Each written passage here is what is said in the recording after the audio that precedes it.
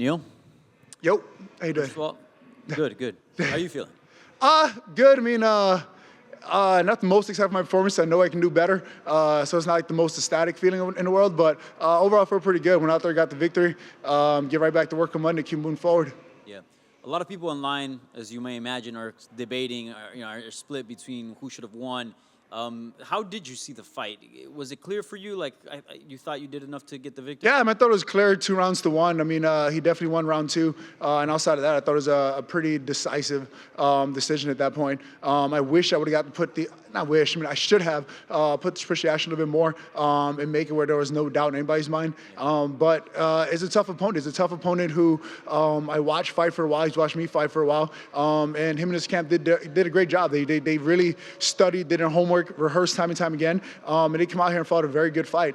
There was a lot of technical aspects to this fight that the general audience may have not picked up on, but Phil did a very good job tonight, kind of shutting down some of my tendencies and that kind of thing during the fight. And he just improved all around as a fighter. The fighter that I saw him fight against Nico Price was not the same fighter tonight. And I feel like that's one of the reasons that led to such a close fight tonight. But overall, I'm happy with it. Got the victory. Took 0 damage, so right back to work I go. Yeah. So you felt you won 1 and 3, right? Yes, sir. Nice. And you just mentioned it, no damage, right? So, like, what's next? We know sometimes you're a busy fighter. You know, you have the record. I believe it's 5 a year. Yeah, 5 a year. I'm gonna draw a blank his name, but just some little Irish kids calling me out. Ian, whatever his last name is. I know he's real chippy or whatever, but he definitely asked for the wrong Neil. And if I can get the chance to run that fight sometime this year, I'm definitely game for it. Yeah. At this point, like when people call you out, do you see like something different in Ian Garry, or like is it just another call out? With Ian Garry, like at the end of the day, like if I get called out, it means I'm doing something right, and it's up to me to go out there and show these young guys, like, maybe I shouldn't call Neil out again, kind of thing. But like that's the name of the sport. You want to be able to solidify yourself on the top and make sure that the guys are wanting to fight you. If you're the guy in the division that everyone's just kind of like, nah, I don't want to fight that guy. Give me somebody else, and you're not getting called. In my opinion, you're in a bad position. So the more call outs I'm getting, the more people are eager to say, I want to fight Neil Magny next. Listen to that I'm doing a good job and I'm in a good spot or whatever. And as long as those things keep happening, I'll be around for a very long time chasing goals, making history. And lastly, for me, you've done so many things in the sport now. Like, what's left? Is there a list of things that you still need to get done before? Oh, absolutely. There's a whole list of things that need to get done. I mean, as long as I'm breathing, as long as I'm healthy, I'll be in the gym getting better, constantly chasing those big dreams, those big goals.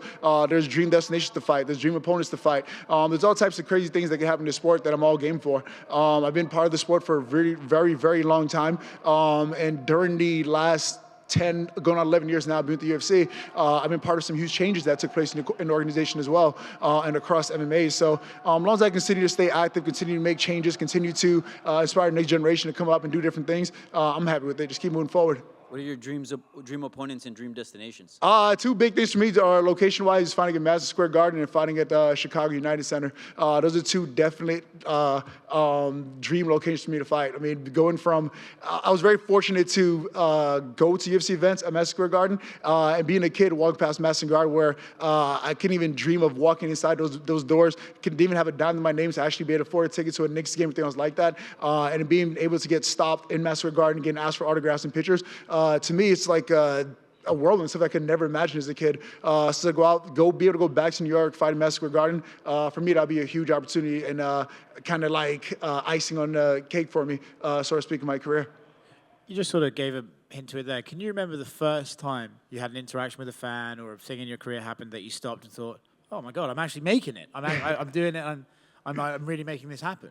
Yeah, I mean, it was difficult because, like, everyone thinks, like, once you get to the UFC, once you get to an Ultimate Fighter, that's like, oh, sweet, that's it, I made it, life is good. Not necessarily. I mean, the route of mixed martial arts is more of a struggling artist type route.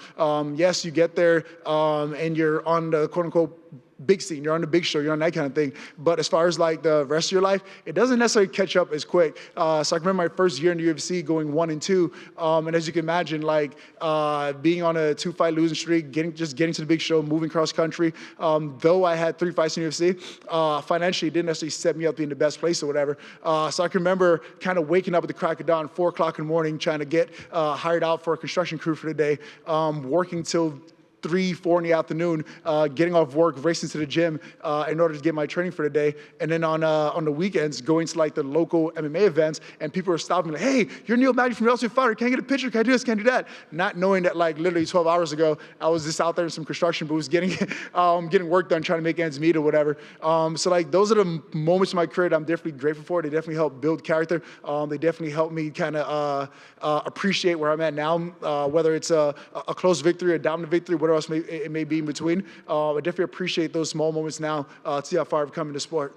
Yeah, I guess it's funny, right? Because on the outside looking in, we imagine that when you get to the UFC and you get a UFC win, it's like you must be on top of the world. What a great feeling! But I guess we never really stopped to think like, well, if you go through the amateurs, you go through the regional scene, then you get to the UFC and then you lose, you must be like, oh my god, I'm not that good. I'll never make it. It must be like a real mindfuck. Yeah, I mean, it really is. I'm not even gonna lie to you guys. When I went 1-2 in the UFC, I was 100% certain I was gonna get cut by the UFC. At that time, I left Chicago. I left my job. I left the Army. I left the Chicago Police Academy, and I just packed up my bags to move to Denver after the Ultimate Fighter.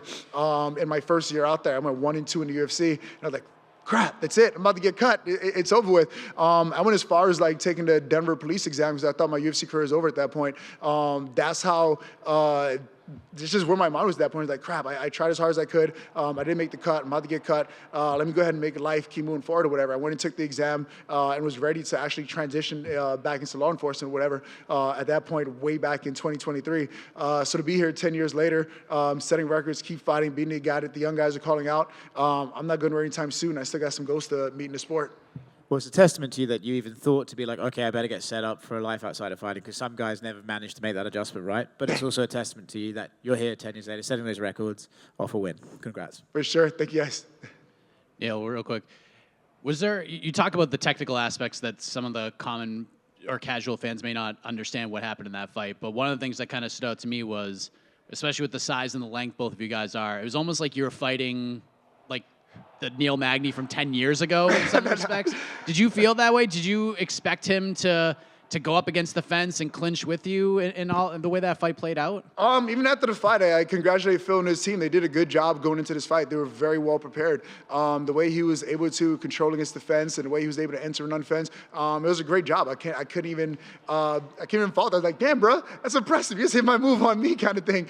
But that's cool, man. That's what the sport's all about. I mean, there are times that I go out there and I do a particular technique or something else. It's things that I got from the guys that went out there before me. Like I go out there and get a good position for ground and pound. It's not something that I'm reinventing. It's things that I see Matt Hughes do time and time again. I get taken out and fight well off my back at times. That's things that I've seen guys like Miguel Torres do time and time again. So go out there and fight a guy like Phil Rowe, who I kind of know his history. I know how he's been along. I know the mutual respect that he and I both have for one another.